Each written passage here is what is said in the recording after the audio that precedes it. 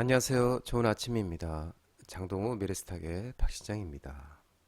10월 26일 오늘 아침 마감한 미국 증시 동향과 어제 우리 증시 급등 특징 종목에 대해서 말씀을 드리겠습니다.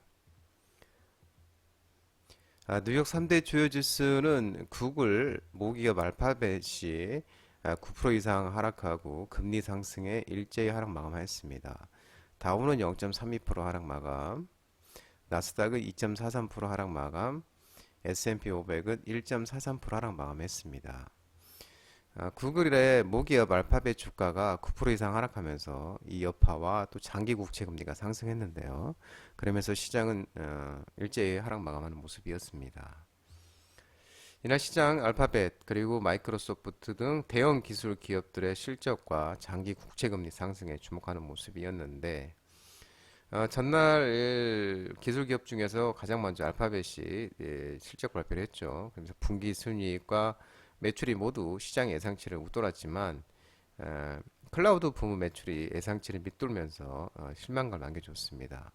이 클라우드 부문 성장률이 22%로 직전 분기 28%에서 둔화돼서 여기에 대한 실망감 때문에 주가가 9% 이상 하락을 하면서 나스닥 지수도 끌어내리는 모습이었습니다. 나스닥 지수 하락률도 올해 2월 21일 이후 가장 컸고, 이 알파벳도 하락률이 2020년 3월 이후 최대를 기록하는 모습이었고요. 또 전날 늦게 실적 발표한 마이크로소프트는 시장의 예상치를 웃도는 순이익과 매출을 발표했습니다. 근데 알파벳과는 대조적으로 마이크로소프트는 클라우드 부문 매출이 시장의 예상치를 웃도르면서 매출 증가율도 가속하는 모습이었습니다. 그러면서 이 마이크로소프트 주가는 3% 이상 이렇게 오르면서 기술 중에 나홀로 이렇게 상승하는 모습이었고요.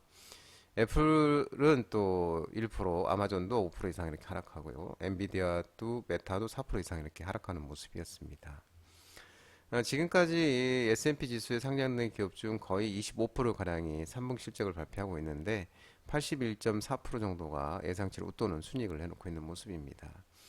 장 마감 후에는 이제 IBM과 메타가 실적 발표를 했는데 IBM은 이제 매출과 순이익이 예상치를 웃돌았다는 소식에 장 마감 후에는 1% 이상 오르고 있는 모습이고요. 메타도 예상치를 웃도는 순이익과 매출을 발표하면서 마감 후에 거래에서 한 2% 이상 오르고 있는 모습입니다. 국채금리도 움직임 주시하고 있는 모습이죠. 이번 주 27일 날 예정된 9월 개인 소비 지출 PCE 가격 지수 발표를 또 앞두고 금리 상승 압력이 높아질지도 주목하고 있는데요. 이 WSJ에서 예상한 변동성이 높은 음식과 에너지를 제외한 근원 PCE 가격 지수는 전월 대비는 한 0.3%, 지난해 같은 기간보다는 3.7% 정도 올랐을 거로 전망하고 있는 모습이고요.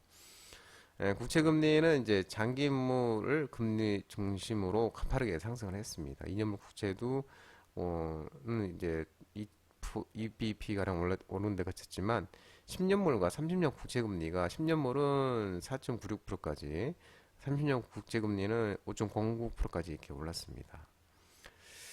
그러면서 이제 알파벳이 9.6% 이렇게 하락하면서 큰 폭으로 하락하면서 기술주들이 일제히 다 하락하는 모습이었고요.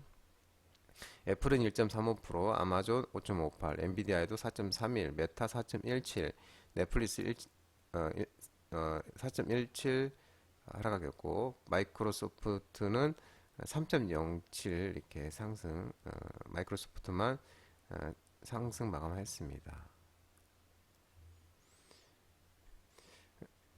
나스닥이 이제 2% 이상 넘게 빠지면서 반도체주도 일제히 하락하면서 필라델피아 반도체 지수도 4.13%로 큰 폭으로 하락했고요. AMD도 5.52 하락, 인텔 5.09, 퀄컴 4.1, ARM 5.59, TSMC 4.36 이렇게 큰 폭으로 좀 하락 마감했습니다. 전기차도 마찬가지로 테슬라는 1.89%로 선방했습니다. 1.89% 하락하면서 212.42달러 마감을 했고 리비아는 2.35, 루시드는 1.65, 니콜라는 3.85 이렇게 하락 마감하는 모습이었습니다. 유럽 주요국 증시도 엇갈린 기업 실적 속에 강보합에 마감을 했는데요. 독일, 프랑스, 영국도 강보합권에서 이렇게 마감하는 모습이었습니다.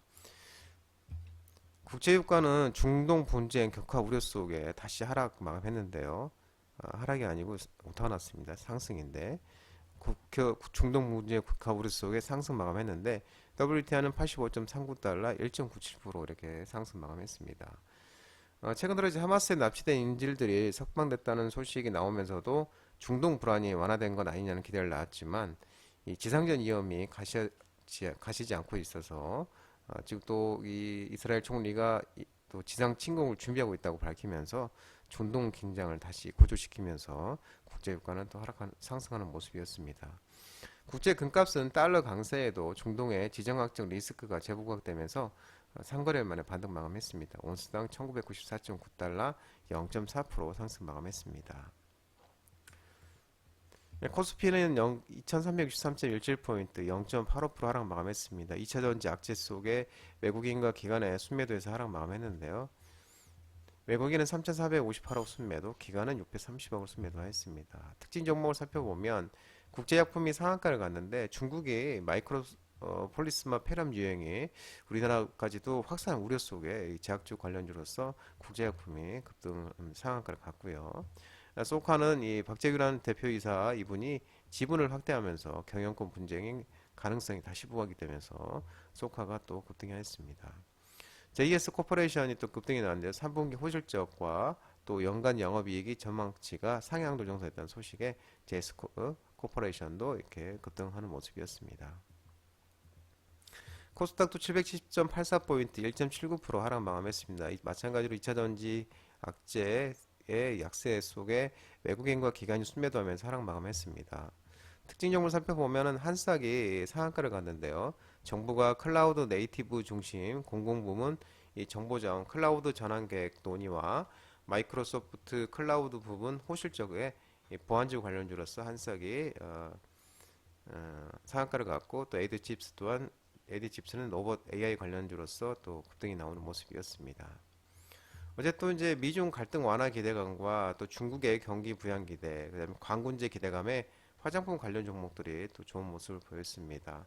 그러니까 중국 소비주 관련 중에서 좋은 모습을 보였는데 화장품 관련주로서 마녀공장이 상한가를 갔고요.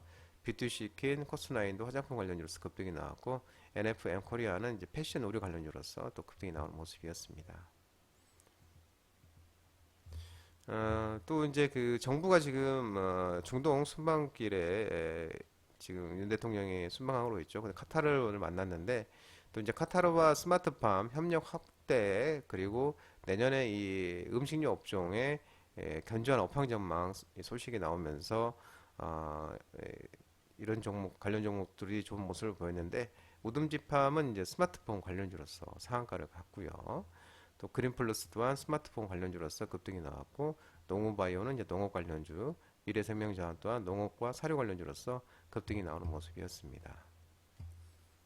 미래생명자원은 음식료 업종으로서 급등이 나왔습니다.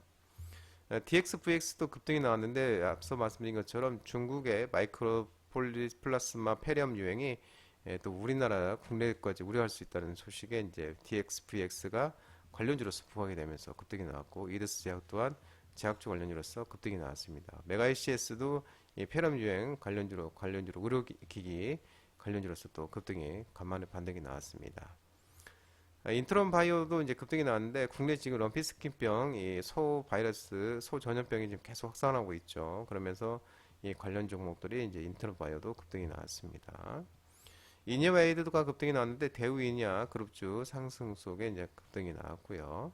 에이로투가 급등이 나왔는데 관계사 우진계진이 매각 우선 협상 대상자 선정 소식에 에이로투도 급등이 나오는 모습이었습니다. 장동호 베레스탁 전화번호는 166-3797이고요. 끝으로 장동호 대표님 유튜브 채널 구독과 좋아요 많이 부탁드리고요. 알림 설정도 꼭 해주시기 바랍니다. 유튜브 채널 아래 보면 공유가 있습니다. 공유, 소개 링크 많이 부탁드리고요. 유튜브 장주 라이브 무료 방송 진행하고 있으니까 혼자 하기 힘드신 분들이나 도움이 필요하신 분들은 언제든지 오셔서 많은 도움 받아가시기 바랍니다. 연일 힘든 시장인데요. 잘 견뎌내시고 오늘도 모든 분들 성투하시기 바랍니다. 파이팅! 감사합니다.